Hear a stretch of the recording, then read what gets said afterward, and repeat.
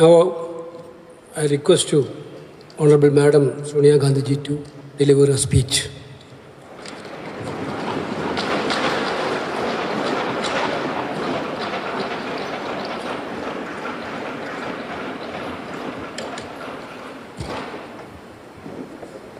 Congress President, Mallikarjun ji, Rahul, Venugopal ji, Pramod Tiwari ji, Gaurav Gogoi ji, K. Suresh ji, members of Parliament, friends. I am deeply conscious of the great responsibility all of you have placed on me yet again. Thank you.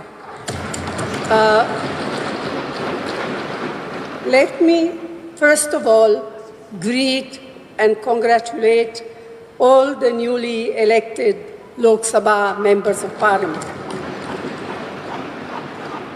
You have fought a tough election under the most challenging of circumstances. You have surmounted many obstacles and campaigned so very effectively.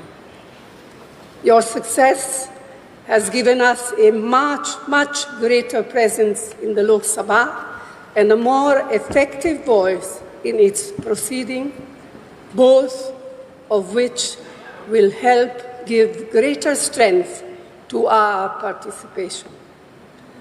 The Indian National Congress has once again demonstrated its resilience. It was up against a mighty and malevolent machine that was doing its utmost to destroy us. It tried to cripple us financially.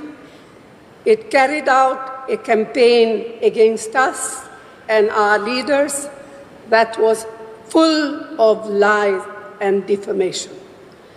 Many wrote our obituaries, but under the determined leadership of Kharge-ji, we persevered. He is an inspiration to us all. His commitment to the party organization and its ideology is truly extraordinary, and we all have to learn from his example.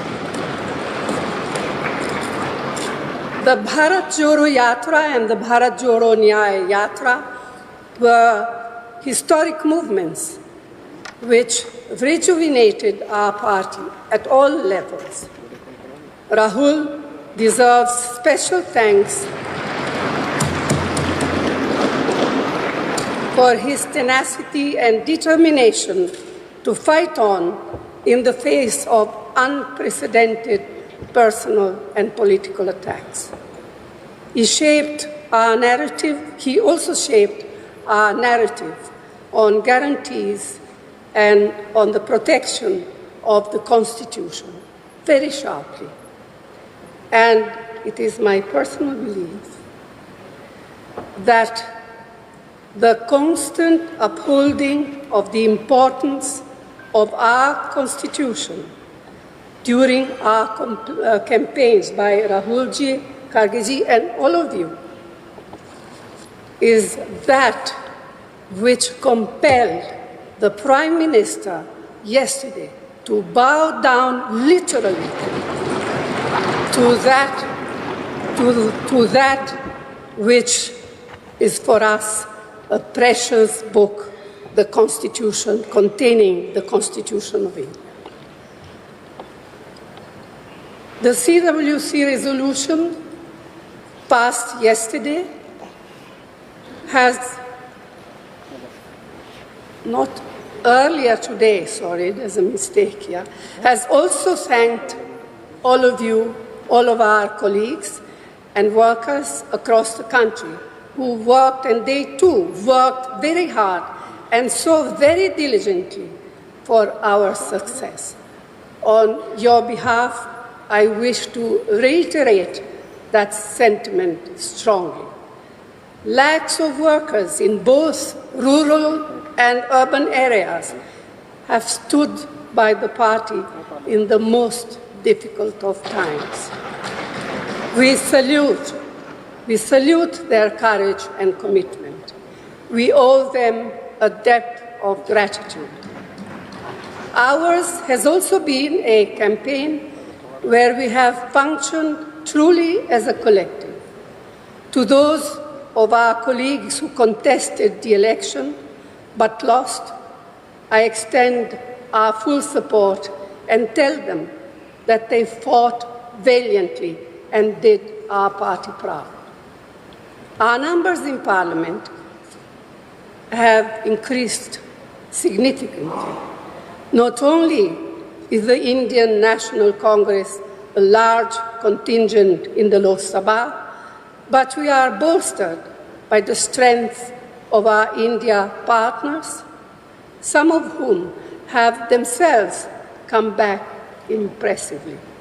Yet, as we celebrate our recovery, we must also reflect what we need to do to improve our position in states where our performance has been far below our expectation.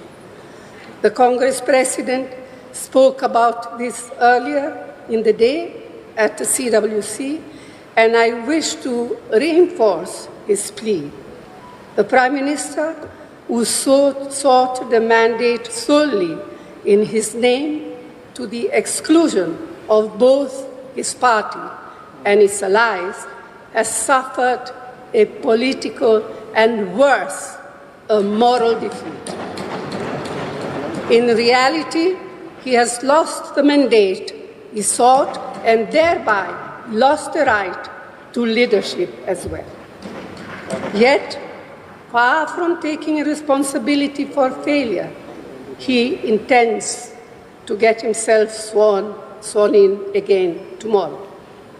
We do not expect him to change the substance and style of his governance, nor take cognizance of the will of the people. That is why, as members of CPP, we have a special obligation to be watchful, vigilant, and proactive in holding him and his new NDA government accountable.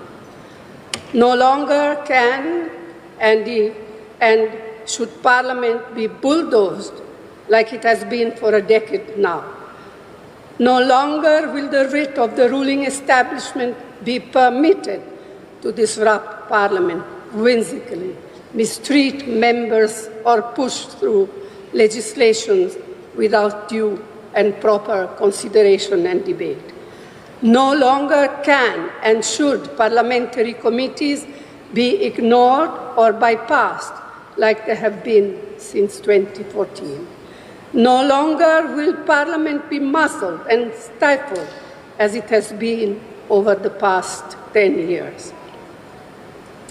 We have challenging times ahead.